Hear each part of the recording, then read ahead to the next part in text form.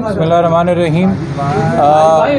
तमाम मीडिया के दोस्तों का बहुत शुक्रिया कि वो आज एक बार फिर यहाँ जमा हैं। इस केस पे उनकी नज़र है, ख़ानदान के साथ खड़े हैं। सबसे पहली बात जो मैं रखना चाहूँगा आपके सामने वो ये है कि आपकी भी मालूमात के मुताबिक और हमारी मालूमात के मुताबिक भी जो इस केस का मरकज़ी मुल्ज़िम है ज़हीर अहमद, वो इस वक्त कराची में मौजूद है। वो बच्ची के हमरा पुलिस के साथ ही कराची आया और हमारी मालूमात के मुताबिक इस वक्त ABCC के दफ्तर में मौजूद है। हम ये समझने से कासिर हैं कि जब इस वक्त ये केस ज़ेर तफ्तीश है और कॉग्निजेबल ऑफेंस किडनैपिंग के ऑफेंस में ज़ेर तफ्तीश है और मरकज़ी मुल्ज़िम ने बेल हासिल नहीं की, तो वो बग़ैर हथकड़ियों के किस रिश्ते से ABCC के दफ्तर में बैठा हुआ है और सलाखों के पीछे क्यों नहीं है, उसको क्यों ये फेवर दिया जा रहा है ABCC या CIA या पुलिस की तरफ से, या अगर कोई कन्फ्यूजन है तो वो हमें बताएं। चूँकि हाई कोर्ट ने अपने फैसले में कहीं भी किडनैपिंग का हतमी फैसला नहीं किया और मजिस्ट्रेट साहब ने इस FIR में जब फर्दर इन्वेस्टिगेशन का कहा तो इसका मतलब है कि अभी भी ये बात तय नहीं हुई है कि FIR सच्ची है कि झूठी है। तो तरीका तो कार यही होता है कि उस दौरान जब तक मुल्ज़िम बेल पे ना हो उसको गिरफ्तार रखा जाए, पहली बात। दूसरी बात ये कि आपके इल्म में है कि आज से 15 दिन पहले ये जुमला कहा गया सूबे के सबसे बड़े पुलिस अफसर की जानिब से कि जी ये मामला ख़त्म हो गया, ये केस ख़त्म हो गया है। अगर ऐसा होता तो आज जो सिंध की तारीख के अंदर इतना एक हाई पावर्ड बोर्ड बना है मेडिकल डॉक्टर्स का, जिसमें 10 डॉक्टर्स मौजूद हैं, जो आपके सामने आज उन्होंने 4 घंटे कार्रवाई की है, ये क्यों हो रही होती? इसका मतलब है ये मामला अभी ख़त्म नहीं हुआ। जो एविडेंस जमा कराए गए हाई कोर्ट के सामने वो प्रॉपर नहीं थे, वो हतमी नहीं थे। ये मामला अभी भी ज़ेर तफ्तीश है और अभी हमें, जैसे आपको भी आगाह किया है बोर्ड की चेयरमैन, रिस्पेक्टेबल चेयरमैन ने, कि वो मंडे को कोर्ट के अंदर अपनी हतमी रिपोर्ट देंगे कि बच्ची की उम्र उनके लिहाज से क्या है। यहाँ पे मैं एक बात बहुत वाज़ेह कर दूँ, चूँकि लोग कंफ्यूज हो रहे हैं। एक जगह हमारा मौक़िफ़ है कि जब नादरा के डॉक्यूमेंट्स हों और वाक़या से बहुत पहले उनका इजरा हुआ हो तो मेडिकल एविडेंस उनके ऊपर सबकत हासिल नहीं कर सकता।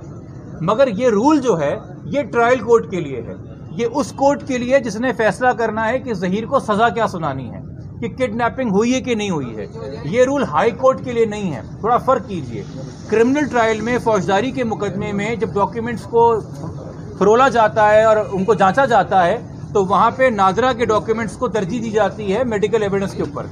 मगर जो हस्बे बेचा की कार्रवाई होती है, जो हाई कोर्ट में होती है, वहाँ पे जो चीज़ें सामने होती हैं पेपर के, on the face of it फैसला किया जाता है। चूँकि एक हाई कोर्ट का फैसला है जिसके तहत बच्ची को आज़ाद कर दिया गया कि वो अपने ओन फैसला करे, वो जहाँ जा सकती है और वालिदैन को नहीं लुटाया गया, हमारे लिए बहुत ज़रूरी है कि हम उस हाई कोर्ट के फैसले को रद्द करवाएं, हम उसको चैलेंज करें। और चूंकि वो सारा का सारा हाई कोर्ट का फैसला एक मेडिकल सर्टिफिकेट पे मबनी था, इसलिए बहुत ज़रूरी है कि पहले हम उस मेडिकल सर्टिफिकेट को मेडिकली चैलेंज करके उसकी क्रेडिबिलिटी को क्वेश्चन करें, ताकि हम दोबारा हाई कोर्ट जा सकें हस्बे बेजा की प्रोसीडिंग्स के अंदर बच्ची की कस्टडी लेने के लिए, या कम से कम ये बताने के लिए अदालत को कि वो इस वक्त इलीगल कन्फाइनमेंट में है। क्योंकि ये अलग अलग अदालतों में केस चल रहा है तो ये अलग अलग प्रोसीडिंग्स हैं। हमारा अभी भी मौक़िफ़ ये है कि नादरा के डॉक्यूमेंट सच्चे हैं, बर्थ सर्टिफिकेट ओरिजिनल है, बच्ची की उम्र 14 साल है, मेडिकल रिपोर्ट वैसे ही 1 से 2 साल का फ़र्क करती है। हक़ाइक़ पे मबनी मेडिकल रिपोर्ट जो है वो नादरा डॉक्यूमेंट्स की तस्दीक ही करेगी, मगर ट्रायल के अंदर नादरा के डॉक्यूमेंट्स ही देखे जाएंगे। बट चूँकि हमने हाई कोर्ट दोबारा रुजू करना है, बच्ची की जो आज़ादी के हवाले से ऑर्डर था उसको चैलेंज करना है, तो ज़रूरी है कि जो एक सर्टिफिकेट हाई कोर्ट के सामने था उसको हम चैलेंज करें। जो आज आपके सामने मेडिकल बोर्ड हुआ है वो उसी के हवाले से हुआ और हमें उम्मीद है कि मंडे को जो है जो हतमी रिपोर्ट आएगी वो हक और सच पे मबनी होगी और जो मौक़िफ़ है वालिदैन का वो उसकी तायीद करेगी। अच्छा सर, ये बताएं, आज दुआ ज़हरा आपसे नहीं मिली है, हमने भी उनसे कहा, क्या वजह, क्यों नहीं मिली? देखिए, अगेन ये सवाल वालिदैन से इस वक्त करने का नहीं है, प्लीज़ अंडरस्टैंड कीजिए।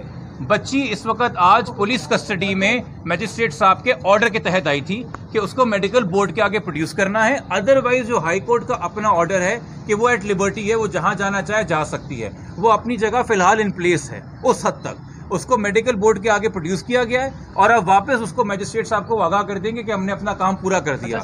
आज ये वालिदैन से मुलाकात के लिए ये चीज़ नहीं थी, ना कोर्ट के ऐसे कोई अहकामात थे कि ऐसी कोई चीज़ की जाए, इसलिए हमने भी अपनी तरफ से कोई जिद नहीं की, हमने भी अपनी तरफ से ऐसी कोई ख्वाहिश का इजहार नहीं किया ताकि जो इन्वेस्टिगेशन है उसमें कोई खलल ना आए। अच्छा सर, ये बताएंगे, अगर बच्ची की उम्र 16 साल से ज़्यादा पाई जाती है, जैसे पहले भी 16-17 के बाद बताई गई थी, तो उसके बाद फिर आपका लाया आगे क्या होगा? मैंने आपसे जैसे कहा कि ट्रायल कोर्ट जो है वो जब तक नादरा डॉक्यूमेंट्स को झुटला ना दे, वेरीफाई करके कि जी ये झूठे डॉक्यूमेंट्स हैं, उसको सज़ा उसी हवाले से देनी है, वो ट्रायल की हद तक बात है।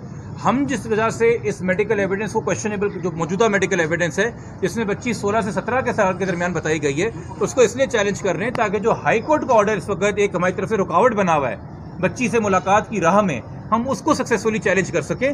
तो उस वक्त हमें उम्मीद है कि हकायक पे मबनी मेडिकल एविडेंस जो है वो वही बताएगा जो बच्ची की असल एज है, जो बर्थ सर्टिफिकेट पे भी आया है, जो नादरा के डॉक्यूमेंट्स पे भी आया है और पासपोर्ट पे भी आया है। और ये आप लोग के इल्म में है, ये पहला केस नहीं है। आप लोग बहुत सारे कोर्ट रिपोर्टर हजरात और बहनें जो यहाँ मौजूद हैं, बहुत से केसेस ऐसे कवर कर चुके हैं जहाँ 13 साल की बच्चियाँ चिल्लाती थी बबांगे दोहल के मैं 18 की हूँ, मैं 20 की हूँ, और बाद में मेडिकल से और नादरा से साबित हुआ कि वो 13 की थी।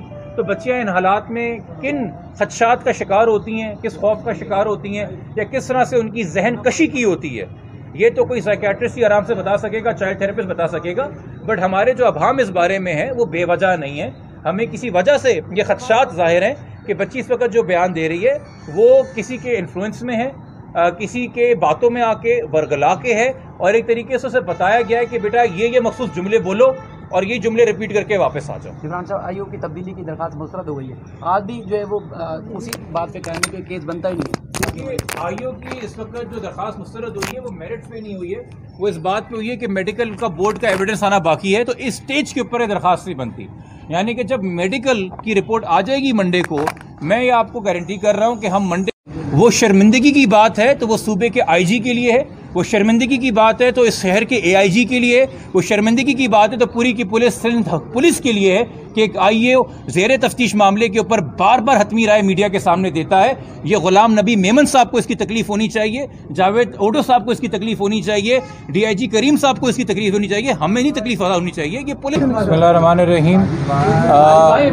तमाम मीडिया के दोस्तों का बहुत शुक्रिया कि वो आज एक बार फिर यहाँ जमा हैं, इस केस पे उनकी नज़र है, ख़ानदान के साथ खड़े हैं। सबसे पहली बात जो मैं रखना चाहूँगा आपके सामने वो ये है कि आपकी भी मालूमात के मुताबिक और हमारी मालूमात के मुताबिक भी जो इस केस का मरकज़ी मुल्ज़िम है ज़हीर अहमद, वो इस वक्त कराची में मौजूद है। वो बच्ची के हमरा पुलिस के साथ ही कराची आया और हमारी मालूमात के मुताबिक इस वक्त ABCC के दफ्तर में मौजूद है। हम ये समझने से कासिर हैं कि जब इस वक्त ये केस ज़ेर तफ्तीश है और कॉग्निजेबल ऑफेंस किडनैपिंग के ऑफेंस में ज़ेर तफ्तीश है और मरकज़ी मुल्ज़िम ने बेल हासिल नहीं की, तो वो बग़ैर हथकड़ियों के किस रिश्ते से ABCC के दफ्तर में बैठा हुआ है और सलाखों के पीछे क्यों नहीं है, उसको क्यों ये फेवर दिया जा रहा है ABCC या CIA या पुलिस की तरफ से, या अगर कोई कन्फ्यूजन है तो वो हमें बताएं। चूँकि हाई कोर्ट ने अपने फैसले में कहीं भी किडनैपिंग का हतमी फैसला नहीं किया और मजिस्ट्रेट साहब ने इस FIR में जब फर्दर इन्वेस्टिगेशन का कहा तो इसका मतलब है कि अभी भी ये बात तय नहीं हुई है कि FIR सच्ची है कि झूठी है। तो तरीका तो कार यही होता है कि उस दौरान जब तक मुल्ज़िम बेल पे ना हो उसको गिरफ्तार रखा जाए, पहली बात। दूसरी बात ये कि आपके इल्म में है कि आज से 15 दिन पहले ये जुमला कहा गया सूबे के सबसे बड़े पुलिस अफसर की जानिब से कि जी ये मामला ख़त्म हो गया, ये केस ख़त्म हो गया है। अगर ऐसा होता तो आज जो सिंध की तारीख के अंदर इतना एक हाई पावर्ड बोर्ड बना है मेडिकल डॉक्टर्स का, जिसमें 10 डॉक्टर्स मौजूद हैं, जो आपके सामने आज उन्होंने 4 घंटे कार्रवाई की है, ये क्यों हो रही होती? इसका मतलब है ये मामला अभी ख़त्म नहीं हुआ। जो एविडेंस जमा कराए गए हाई कोर्ट के सामने वो प्रॉपर नहीं थे, वो हतमी नहीं थे। ये मामला अभी भी ज़ेर तफ्तीश है और अभी हमें, जैसे आपको भी आगाह किया है बोर्ड की चेयरमैन, रिस्पेक्टेबल चेयरमैन ने, कि वो मंडे को कोर्ट के अंदर अपनी हतमी रिपोर्ट देंगे कि बच्ची की उम्र उनके लिहाज से क्या है। यहाँ पे मैं एक बात बहुत वाज़ेह कर दूँ, चूँकि लोग कन्फ्यूज़ हो रहे हैं। एक जगह हमारा मौक़िफ़ है कि जब नादरा के डॉक्यूमेंट्स हों और वाक़या से बहुत पहले उनका इजरा हुआ हो तो मेडिकल एविडेंस उनके ऊपर सबकत हासिल नहीं कर सकता। मगर ये रूल जो है ये ट्रायल कोर्ट के लिए है, ये उस कोर्ट के लिए जिसने फैसला करना है कि ज़हीर को सज़ा क्या सुनानी है, कि किडनैपिंग हुई है कि नहीं हुई है। ये रूल हाई कोर्ट के लिए नहीं है, थोड़ा फ़र्क कीजिए। क्रिमिनल ट्रायल में, फौजदारी के मुकदमे में जब डॉक्यूमेंट्स को फरोला जाता है और उनको जांचा जाता है तो वहाँ पे नादरा के डॉक्यूमेंट्स को तरजीह दी जाती है मेडिकल एविडेंस के ऊपर।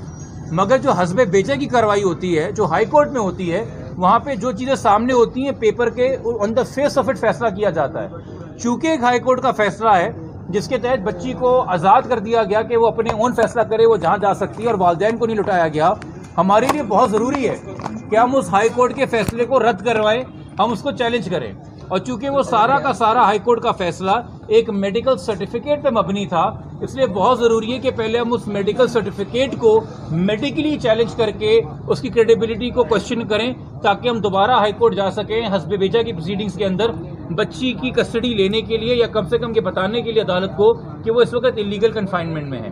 क्योंकि ये अलग अलग अदालतों में केस चल रहा है, तो ये अलग अलग प्रोसीडिंग्स है। हमारा अभी भी मौक़िफ़ ये है कि नादरा के डॉक्यूमेंट सच्चे हैं, बर्थ सर्टिफिकेट ओरिजिनल है, बच्ची की उम्र 14 साल है, मेडिकल रिपोर्ट वैसे ही 1 से 2 साल का फ़र्क करती है। हक़ाइक़ पे मबनी मेडिकल रिपोर्ट जो है वो नादरा डॉक्यूमेंट्स की तस्दीक ही करेगी, मगर ट्रायल के अंदर नादरा के डॉक्यूमेंट्स ही देखे जाएंगे। बट चूँकि हमने हाई कोर्ट दोबारा रुजू करना है, बच्ची की जो आज़ादी के हवाले से ऑर्डर था उसको चैलेंज करना है, तो ज़रूरी है कि जो एज सर्टिफिकेट हाई कोर्ट के सामने था उसको हम चैलेंज करें। जो आज आपके सामने मेडिकल बोर्ड हुआ है वो उसी के हवाले से हुआ, और हमें उम्मीद है कि मंडे को जो है जो हतमी रिपोर्ट आएगी वो हक और सच पे मबनी होगी, और जो मौक़िफ़ है वालिदैन का वो उसकी तायीद करेगी। अच्छा सर, ये बताएं, आज दुआ ज़हरा आपसे नहीं मिली है, हमने भी उनसे कहा, क्या वजह, क्यों नहीं मिली? देखिए, अगेन ये सवाल वालिदैन से इस वक्त करने का नहीं है, प्लीज़ अंडरस्टैंड कीजिए। बच्ची इस वक्त आज पुलिस कस्टडी में मजिस्ट्रेट साहब के ऑर्डर के तहत आई थी कि उसको मेडिकल बोर्ड के आगे प्रोड्यूस करना है। अदरवाइज जो हाई कोर्ट का अपना ऑर्डर है कि वो एट लिबर्टी है, वो जहां जाना चाहे जा सकती है, वो अपनी जगह फिलहाल इन प्लेस है। उस हद तक उसको मेडिकल बोर्ड के आगे प्रोड्यूस किया गया है, और अब वापस उसको मजिस्ट्रेट साहब को आगाह कर देंगे कि हमने अपना काम पूरा कर दिया। आज ये वालिदैन से मुलाकात के लिए ये चीज़ नहीं थी, ना कोर्ट के ऐसे कोई अहकामात थे कि ऐसी कोई चीज़ की जाए, इसलिए हमने भी अपनी तरफ से कोई जिद नहीं की, हमने भी अपनी तरफ से ऐसी कोई ख्वाहिश का इजहार नहीं किया, ताकि जो इन्वेस्टिगेशन है उसमें कोई खलल ना आए। अच्छा सर, ये बताएंगे, अगर बच्ची की उम्र 16 साल से ज़्यादा पाई जाती है, जैसे पहले भी 16-17 के दौरान बताई गई थी, तो उसके बाद फिर आपका लाया आगे क्या होगा? मैंने आपसे जैसे कहा कि ट्रायल कोर्ट जो है वो जब तक नादरा डॉक्यूमेंट्स को छुटला ना दे, वेरीफाई करके कि जी ये झूठे डॉक्यूमेंट्स हैं, उसको सज़ा उसी हवाले से देनी है। वो